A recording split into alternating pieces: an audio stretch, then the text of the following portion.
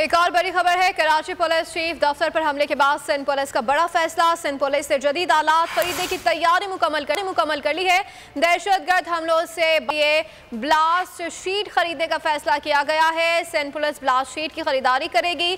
जराए के मुताबिक blast sheet की खुसूसी तस्वीर बोल न्यूज से हासिल कर ली है। मजीद जान लेते हैं नुमाइंदा बोल न्यूज काशान से। जी मोहम्मद काशान, बताइएगा मजीद क्या तफसीलात हैं इस हवाले से।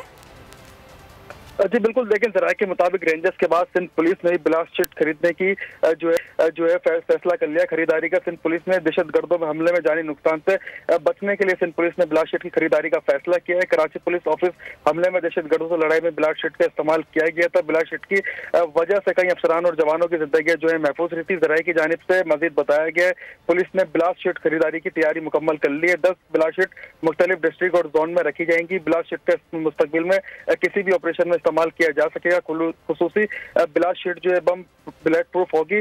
केपीओ में दहशतगर्दों से मुकाबले के वक्त ब्लास्ट शीट सिर्फ रेंजर्स जवानों के पास मौजूद थी। अगर पुलिस के पास ब्लास्ट शीट मौजूद होती तो नुकसान जो है कम हो सकता था। कराची पुलिस ऑफिस हमले में ब्लास्ट शीट इस्तेमाल के बाद कई जवान जो है महफूज रहे हैं। बारूदी मवाद, दस्ती बम हमलों की जद में आने वाली ब्लास्ट शीट की तस्वीरें भी सामने आ गई हैं, जो बॉल न्यूज अपने देखने वाले नाजरीन को दिखा रहा है। ब्लास्ट शीट से 10 के करीब जो है धात के टुकड़े भी निकाले गए हैं। जी ठीक है, बहुत शुक्रिया मोहम्मद काशान अपडेट करने के लिए।